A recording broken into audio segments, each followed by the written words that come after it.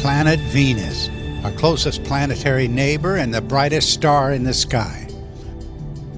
Poets the world over have long considered Venus as a celestial symbol of charm and enchantment, the morning star transitioning to evening star, then back to morning star. But more ancient traditions about the planet run much deeper, with enigmas at every turn. Tales of wonder and terror attached to Venus seem entirely out of place in our tranquil heavens. Within the common theoretical frameworks today, there's just no room for the extraordinary sky-altering events once remembered around the world. That today's quiet planet could have formerly appeared as a great monster, a serpent or dragon attacking the Earth, may indeed seem too much to believe. And yet anomalies abound at every turn. Inexplicably, Venus is the only planet revered globally as a celestial symbol of the Mother Goddess, both a love goddess, a goddess of unrivaled radiance, and an angry goddess linked to earth-shaking and even world-ending catastrophe. This global contradiction must have an explanation, even if that explanation has been entirely missed in contemporary studies. Today, Venus moves on an orbit 67 million miles from the Sun, compared to Earth's distance from the Sun of 96 million miles. But many clues suggest a historic connection of Venus to the Earth, and these clues include the geometries of their motions today. Both the rotation of Venus and its revolution around the Sun exhibit a synchronous connection to Earth's motions. 5 Venus years equal 8 Earth years. While the usual planetary rotation is from west to east, Venus rotates in reverse, though remarkably slowly in contrast to the solar system norm. A Venus day or full rotation is longer than its year, the time it takes to complete a revolution around the Sun. But a Venus year almost exactly matches the timing of its closest approach to the Earth, and at its closest approach, Venus always shows virtually the same hemisphere to Earth. Synchronous or locked-in relationships of this sort, when they occur elsewhere in the solar system, are seen as evidence of a dynamic connection, either currently or in the past. Of course, astronomers have long believed that Venus evolved peacefully within its own enclave in the solar system for countless millions of years. Given its proximity to Earth, astronomers assumed the planet to be rather similar to our own, calling it Earth's sister planet, and speculating freely on the possibilities of life on Venus. But such speculations ended in the 1960s when probes of the planet stunned astronomers. The first continuous close-up look at Venus's surface came with the Magellan probe. When Magellan moved into orbit around the planet on August 10, 1990, its radar images revealed features as small as 100 meters across. Almost nothing in the earlier picture of Venus could withstand the impact of the discoveries that followed. The surface of Venus has been radically and catastrophically transformed by events yet to be comprehended. The probes revealed a superheated cauldron, with surface temperatures averaging more than 460 degrees centigrade, or 900 degrees Fahrenheit. In describing the new profile of Venus, astronomers summoned images of a doomsday world.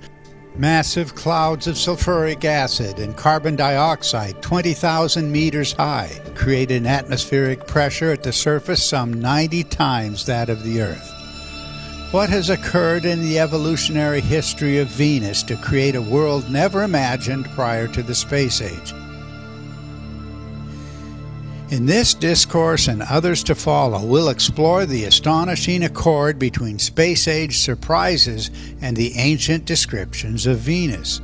The greatest surprise for science will lie in the global evidence that Venus formerly roamed the sky as a comet, in the language of ancient myths and symbols, the mother of all comets. And this is where we find one of the greatest challenges to today's theoretical assumptions about planetary history. Though Emanuel Velikovsky was not the first to notice the cometary images attached to Venus, It was his book, Worlds in Collision, published in 1950, that brought the issue to public attention with much greater force than any evidential fragments that preceded his best-selling book. Velikovsky noted many tales of disaster and upheaval in which the agent of destruction not only possessed comet-like attributes, but was named as the planet Venus. And so the anomalous comet-like features of Venus in world mythology became key pieces of a historical argument. He noted, for example, that in Mexican records, Venus was the smoking star, the very phrase natives employed for a comet.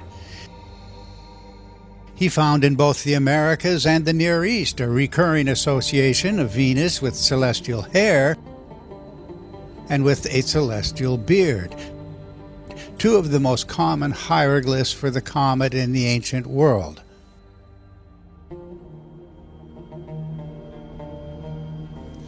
Another popular glyph for the comet was the serpent or dragon, a form taken by the planet Venus in virtually every land.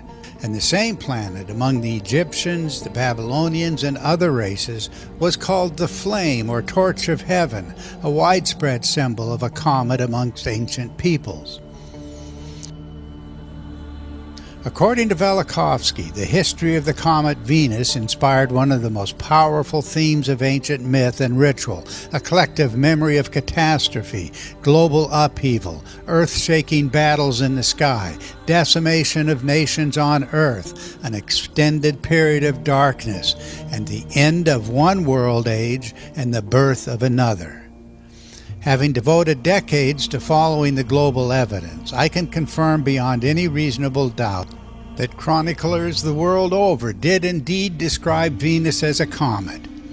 Not the planet that we observe on a predictable path today, from Egypt and Mesopotamia to northern Europe and Africa, from the Mediterranean to the South Pacific, from China to the Americas. The sky worshippers remembered the comet Venus with awe and terror.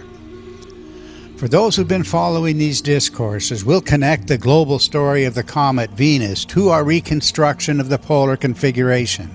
The universal fears of comets, traced to the symbolic mother of all comets, without which the global accord could never have arisen in the first place. Why did the appearance of a comet signify the death of a great king?